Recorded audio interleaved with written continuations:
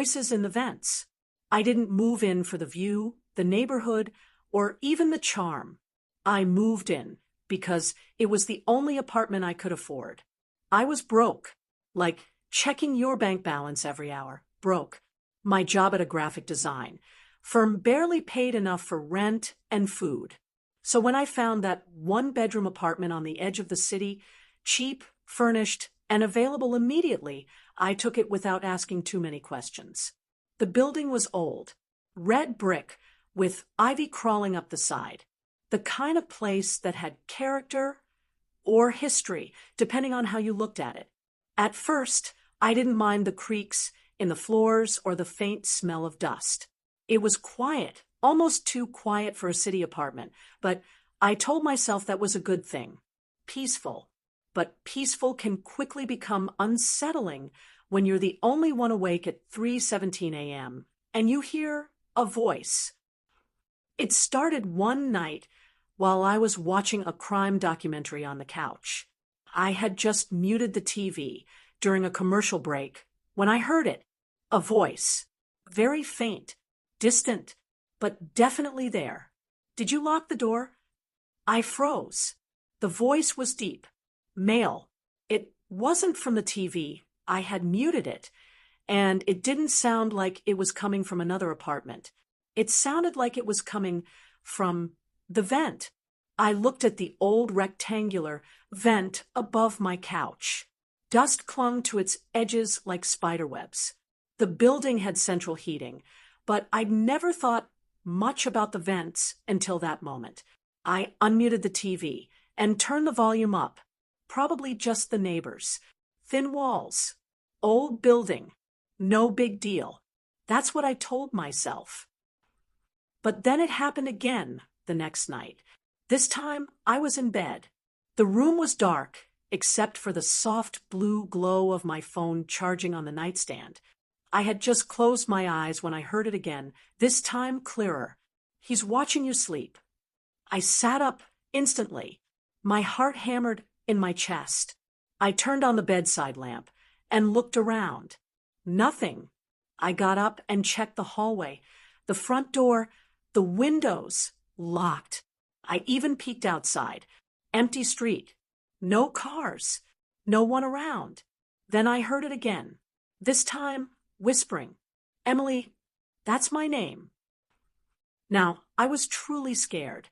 I wasn't imagining things. I wasn't dreaming. I wasn't being paranoid.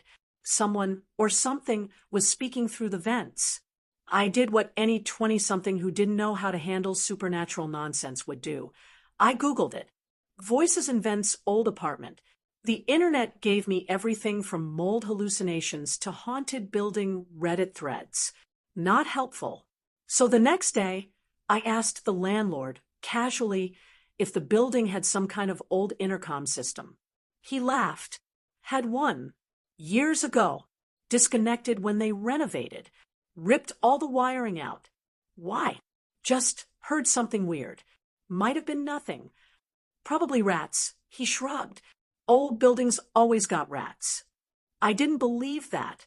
Rats don't whisper names. I started recording at night. Left my phone on with a voice recorder running. The next morning, I checked the files. Nothing. Just static. Silence. The whispering never showed up. And the voices, they were getting personal. One night, I heard a voice say, "You miss her, don't you? Your mom." My breath caught. I hadn't told anyone that I'd cried myself to sleep on the anniversary of her death last month. Another night. Why did you lie to Sarah? You knew she didn't deserve that. Sarah was my old roommate. We hadn't spoken since a falling out over a guy she thought I liked. I hadn't told anyone about what really happened.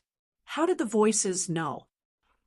I started staying out late, going to cafes, crashing on friends' couches. But I always had to come back, eventually. I couldn't just abandon the place. Then came the worst night. I had fallen asleep on the couch with the TV on. Sometime after 2 a.m., I woke up to complete silence.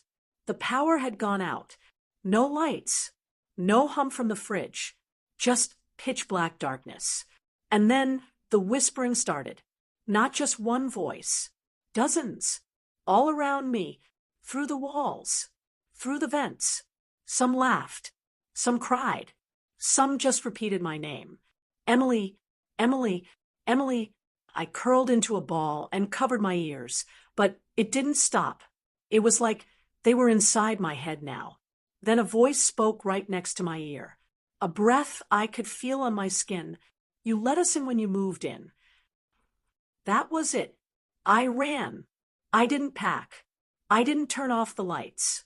I just grabbed my coat, my purse, and my phone and bolted. I didn't sleep that night. I stayed at an all-night diner until the sun came up, then crashed on my cousin's couch. She didn't ask many questions. Just let me stay. I told her I was between apartments. For a week, I felt normal again. No voices. No vents. I could sleep. But I still had to go back. I needed to get my stuff. My ID. My documents. My laptop. My sketchbooks. I decided I'd go during the day. Take a friend. But everyone was working or busy, so I went alone. It was around 3 p.m. when I stepped back into the apartment. Bright sunlight streamed in through the blinds. Everything looked the same, except colder. The air was still, stale. I packed fast. I had just sealed a box of books when I heard a metallic clang. I turned.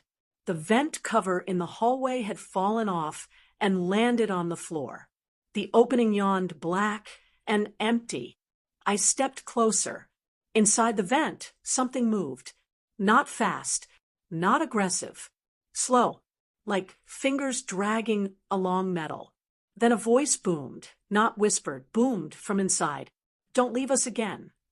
I dropped the box, backed away, turned, and ran out the door, without looking back. The ending. 2 months later, I was living with roommates in a newer building.